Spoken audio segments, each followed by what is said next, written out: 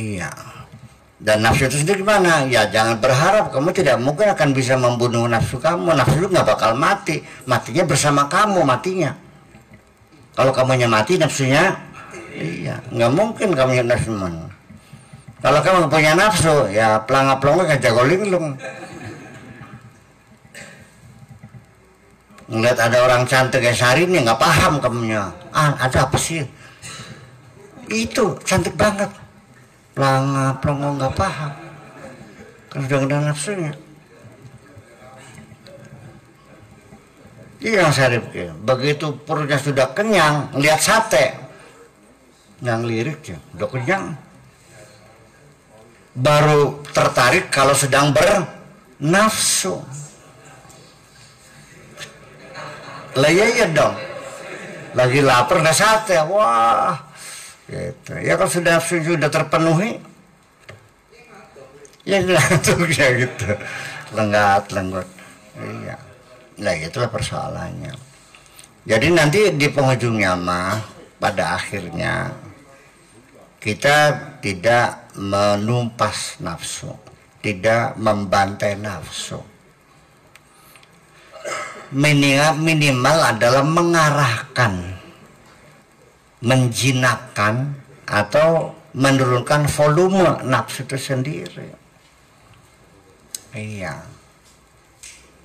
Jangan high, pakai low ya, atau middle lah, dikurangin dikit-dikit gitu nafsunya. Jadi artinya ketika nafsu itu meminta sesuatu bisa kamu tahan, ntar besok aja gampang deh. Yang sekarang lagi istri lagi sakit pas mau ditinggalkan gitu. Ini kan waktunya ngaji, jadi besok aja lah kan mau. Nah kalau nafsu masih binal, masih tegangannya tinggi, ya nggak bisa. Nah itu, jadi nafsu itu sendiri sesungguhnya adalah memang diperlukan, sebab kalau manusia nggak punya nafsu juga ya nggak lucu, iya dong. Jadi justru dengan adanya nafsu kita merasa dapat menikmati dunia ini. Tanpa nafsu gimana? Malaikat gitu. Malaikat aja pengen jadi manusia kok. Malaikat itu enak banget manusia ya, dimanja Allah, semua dikasih.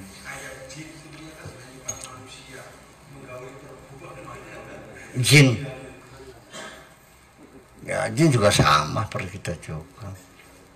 Ada yang baik, ada yang buruk. Minal qasituna wa minaduna dzalika kunna tara'iqa qidada. Adanya berbagai macam sekte, golongan, ada yang nakal-nakal juga ada. Ya seperti anak manusia saja. Ada yang nakal-nakal tuh, bawa paku sambil jalan sambil digores sama orang. Untungnya apa? Yang nggak ada untungnya ya iseng aja. Jadi orang yang kesambet tuh ada jin yang iseng bareng. Iya. Ngurusin Haji Sulaiman.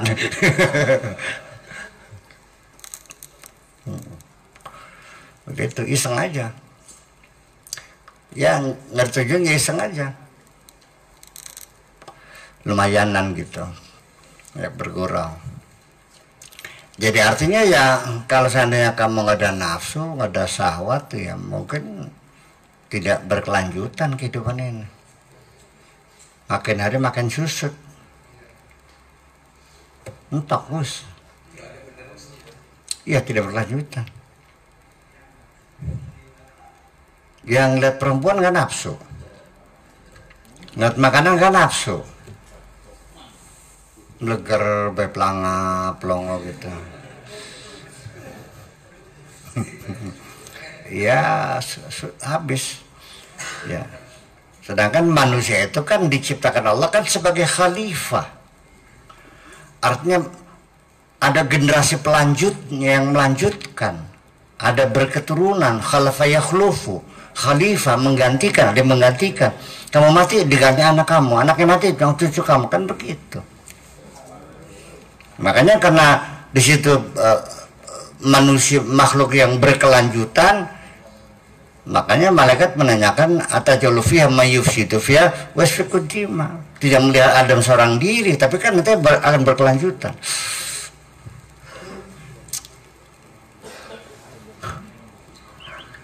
Ya kalau Nabi Adam itu sendirian dalam dunia, lalu jadi khalifah sebagai raja.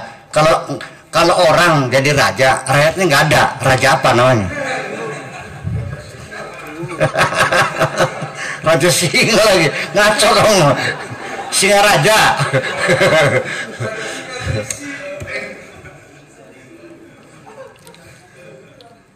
Adam kan sendirian. Lalu artinya kalau seandainya dia khalifah mananya jadi raja, jadi wakil Tuhan, saya masih nanya sejak kapan Allah perlu wakil? Ya usaha langsung wakil kan? Dikira Allah perlu wakil? Enggak perlu kok.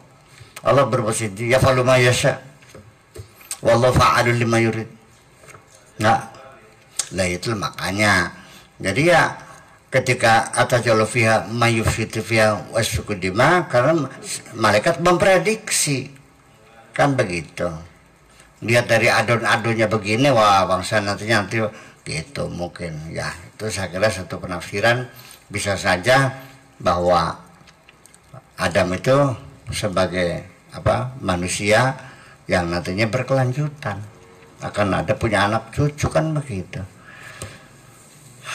Iya, ya kita nggak habis pikir kalau khalifah itu sebagai pemimpin, sebagai raja, lalu belum ada manusia. Ada raja hutan. Sendirian di hutan, nggak ada masyarakatnya, kan gitu. Ya, jadi ya artinya ya, tapi beginilah. Jadi Allah sendiri juga tidak menyuruh kamu memusnahkan nafsu. Tidak disuruh mematikan nafsu, tapi disuruh memberikan perlawanan, mengendalikan. Iya.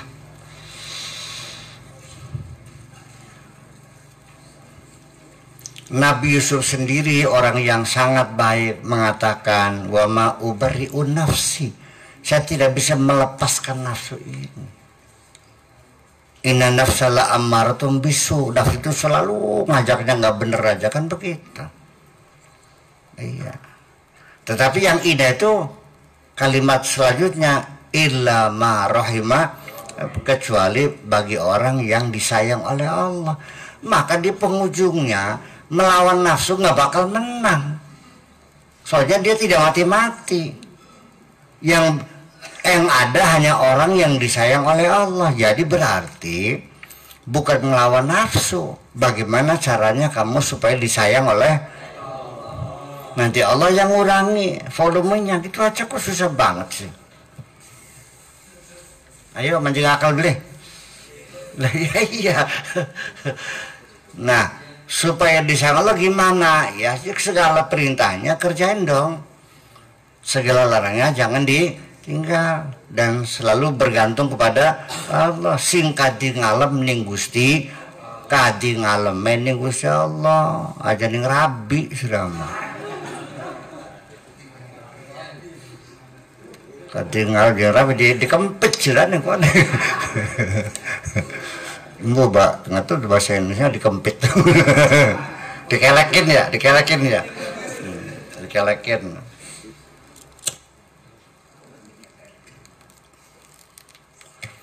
Nah, lalu penjabaran kecuali orang yang disayang Allah di Al-Quran itu sendiri dijelaskan bagaimana ketika Zulaikha menggoda Yusuf sehari-hari.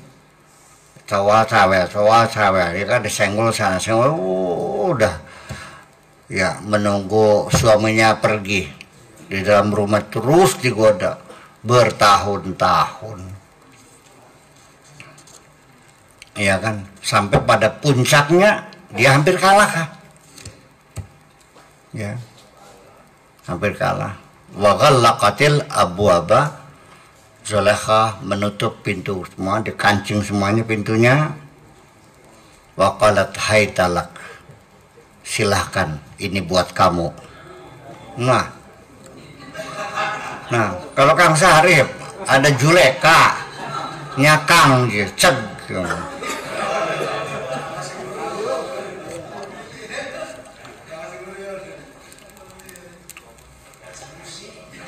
Nah, itulah makanya dijelaskan lagi dalam Al-Qur'annya, walaqad hammat bihi wa hamma biha. Zulekha sudah sangat bergairah dan Yusuf pun sudah sangat bergairah. Tinggal jrengnya saja tuh. Laula an ra'a burhana rabbih. Itulah karena dia disayang maka Allah datang menolong dia, gitu aja kok. Iya kan? Nah, ini kan proses kemanusiaan yang sama. Artinya orang-orang yang nantinya bakal dicalonkan jadi nabi Rasul juga sama proses kemanusiaan, melalui perjuangan, melalui penderitaan juga. Dan saya yakin para nabi itu semuanya orang sejak kecilnya menderita semua kok. Iya. Nabi Muhammad sebagai anak yatim yang terlunta-lunta, Nabi Yusuf sebagai anak yang dibuang oleh saudara-saudaranya, ya dijadi budak di Mesir. Gitu. Nabi Musa ya dikejar-kejar Firaun, kan begitu.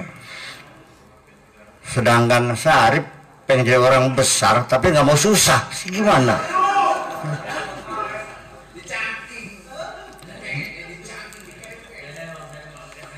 Ya jangan ngayal dong.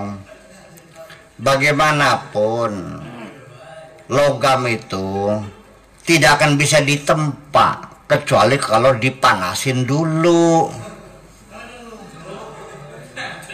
Kalau masih dingin aja susah nempanya gimana? Jadi masih dibakar dulu kamu berpanas gitu. Iya, makanya di balik kesulitan-kesulitan, penderitaan yang kamu hadapi, jangan suudzon sama Allah. Barangkali itu kamu lagi ditempa sama Allah kan gitu. Iya, bersiap-siap. Sebab kalau kamu tidak ditempa dulu ya di ujungnya menjadi pengkhianat. Ya akan meleleh di tengah jalan. Awalnya reformasi, tumbakan orde baru, begitu jadi pejabat korupsi juga kok. Iya kan? Malah akhirnya korupsi bancakan. Tega-teganya, ya iya.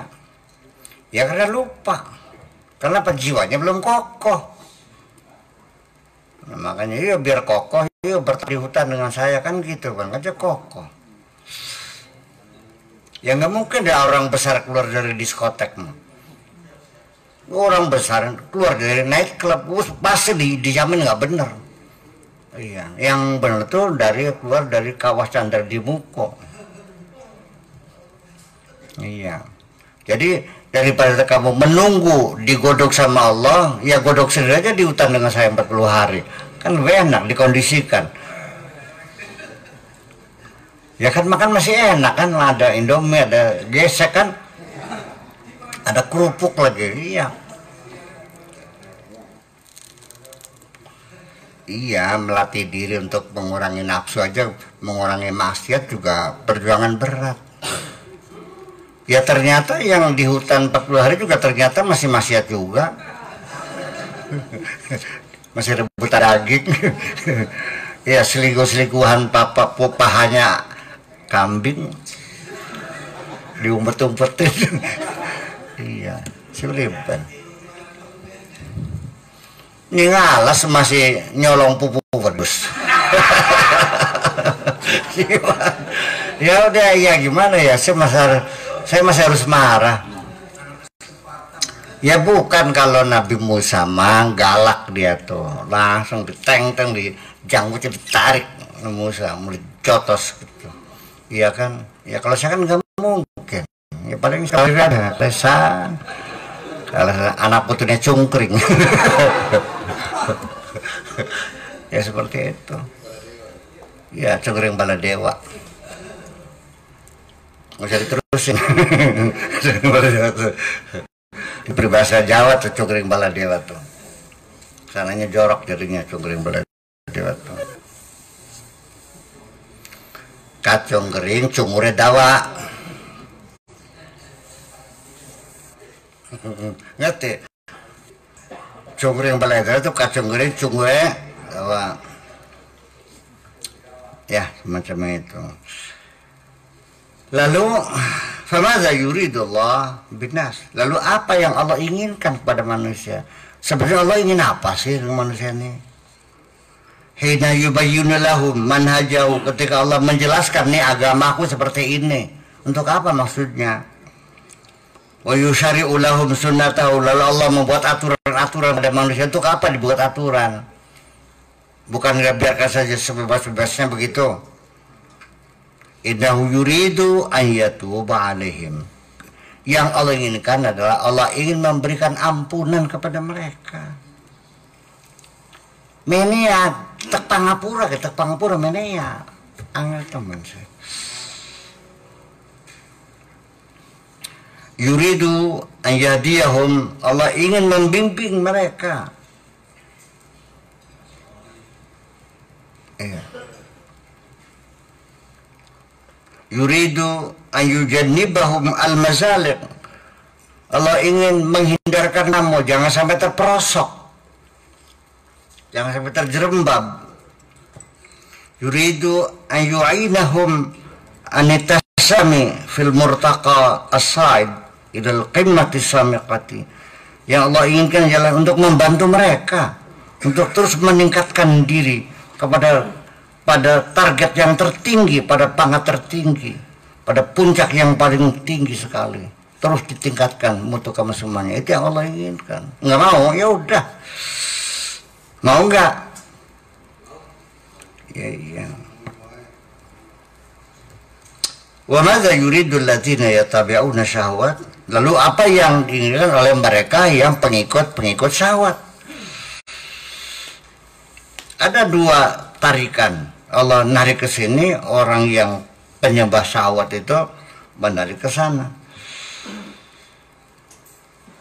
Wa yuzayyinuna lin-nasi manabi'a wa madzahiba lam ya'dan bihallah. Yang mereka inginkan ialah mengajak orang untuk ke tempat-tempat sumber, ke bermadzhab-madzhab, aliran-aliran, pemahaman-pemahaman, ya, persepsi-persepsi yang tidak diizinkan oleh Allah. Walam yusyariha li ibadi, dan yang tidak dibuat aturannya oleh Allah untuk manusia, tidak kok. Innahum yuriduna lahum ayyamilu mailan adima. Mereka menghendaki ingin menyesatkan sejauh-jauhnya anil manhajir rasyid, dari agama yang bijak ini, wal murtaqa sa'id, dan dari kepangkatan yang tinggi, wa tariqil mustaqim, dan ingin menyimpangkan kamu dari jalan yang lurus, ingin menyesatkan kamu. Ya, saya kira dalam pergaulan sehari-hari juga ternyata tidak selalu orang yang ngajak benar mendapat respon. Malah yang ngajak nggak benar yang paling banyak pengikutnya tuh. Iya. Ya, begitu saya mengajak kepada yang benar, pertanyaannya, kan bisa kok bisa apa? Coba hati-hati ya, jangan sesat. Kayak begitu menjanjikan uang digandakan menjadi sekian miliar, rokok di kantong, keluar dolar, keluar rupiah, keluar yang gitu, ribut semuanya. Iya. Saya telah terbukti ditangkap polisi, masuk penjara sebagai penipu. Iya, masih puasa juga di sana sekarang. Muasannya apa? Keterbalik kita nanggung gayanya.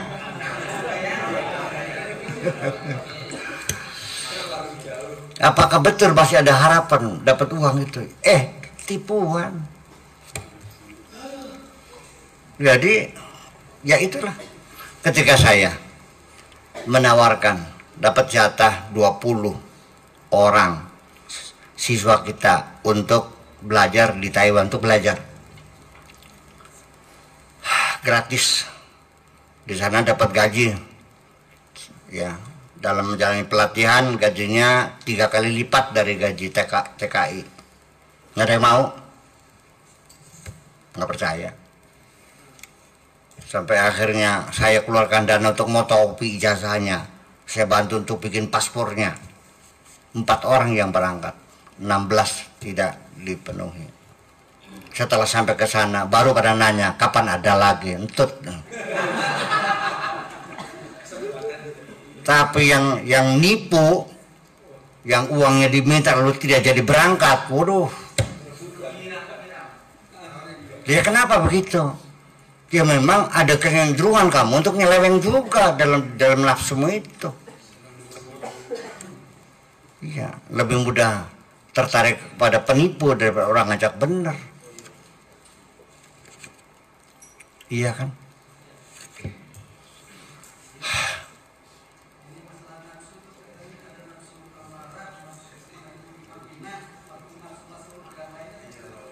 Ya itu mah silakan dihitung sendiri aja lah. Nafsul amaran, nafsul mutmainah, nafsul lawaman, nafsu silakan banyak lah. Saya bisa bikin nafsu itu 1000 nafsu dah. Ya, karena saya menyiapkan kesedihan juga nafsu, kekecewaan juga nafsu, kegelisahan, kemarahan, dendam. 100 nafsu saya bisa buat.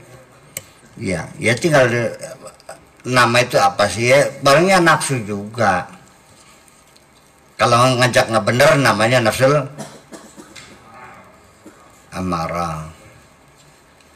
Kalau ngajaknya ini begini, kalau ngajaknya tenang nafsul mutmainnah, itu aja kok.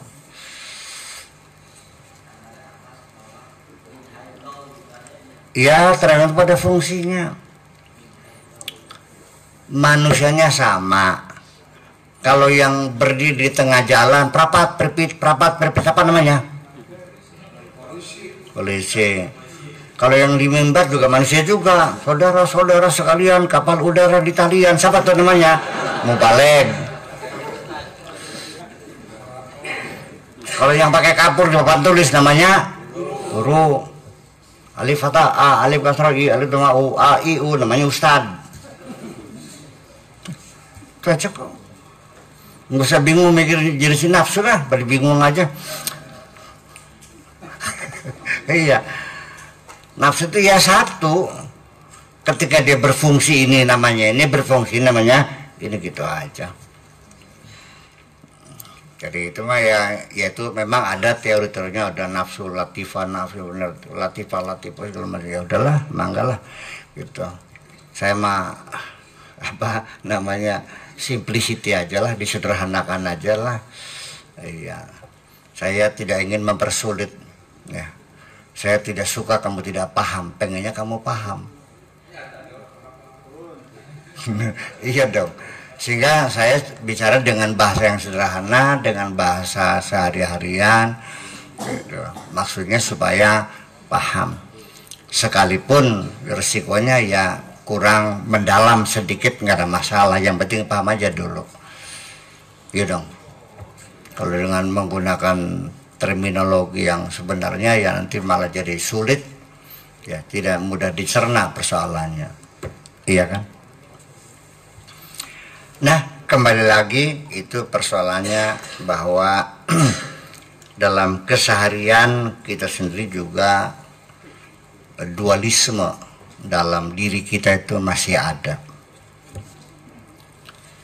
Ketika di majelis taklim kamu menangis, merasa berdosa, begitu masuk kantor sikut-sikutan lagi. Iya. Kalau di majelis taklim ketika ada infak 50.000, tapi begitu di pasar 5.000 saja mau bertengkar kok, sama jotos-jotosan sama orang. Iya. Ada dualisme kepribadian dalam diri kamu. Iya boleh. Ya, iya. Tapi ya kalau ngaji tiap hari juga kamu nanti ya nggak kerja apa-apa, ya kan? Jadi saya kira ya seminggu sekali udah cukup lah. Apalagi sekarang seminggu 2 kali ya, malam Senin, malam Jumat, itu sudah lebih dari cukup saya kira. Jaraknya Jumat, Sabtu, Minggu ya kan. Nah, Senin ngaji lagi, Selasa, Rabu, Kamis, Jumat ngaji lagi. Ya saya kira udah cukup lah, frekuensinya udah cukup. Seminggu 2 kali juga bisa mengendalikan. Ya, jadi artinya bahwa dalam keseharian kita, dalam pertemanan juga sama. Ada teman ngajak bener, ada teman ngajak nggak bener. Dapat nggak teman yang nggak bener? Pernah nggak diajak-ajak nggak bener? Ada nggak teman yang bener, yang ngajak-ngajak bener? Sama. Nafsumu juga sama. Kadang-kadang ngajak bener, kadang-kadang ngajak nggak bener. Iya. Nah makanya apa tuh kemarin tuh yang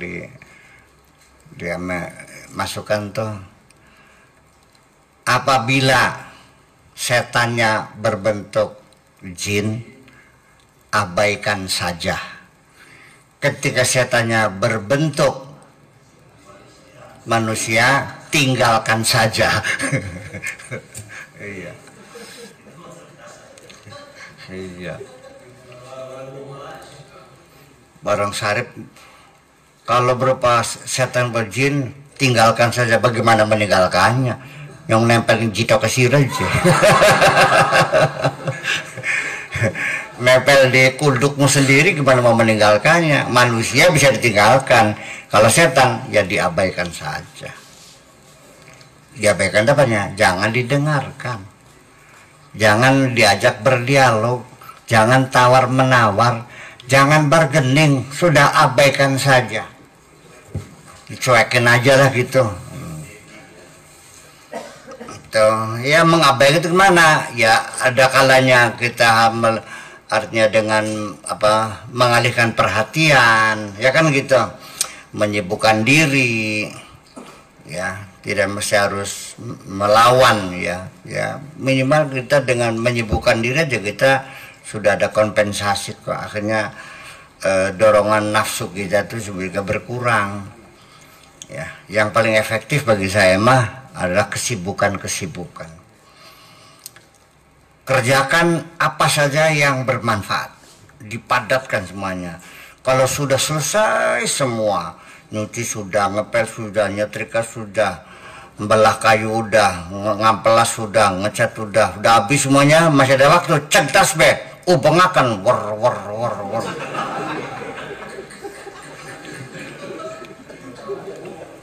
Ya usia produktif seperti Anda ini, kerja kerasnya. Nah zikirnya itu, tasbih itu untuk mengisi kekosongannya.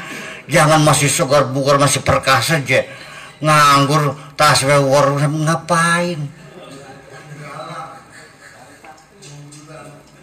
Jangan salah paham ya.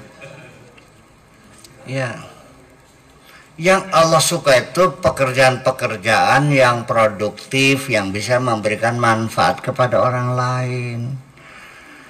Kalau zikiran sholatmu untuk dirimu sendiri, ya gitulah kira-kira itu. Tapi jangan ucapin begitu, nanti orang tersinggung. Haji Sulaiman katanya zikir itu daripada nganggur.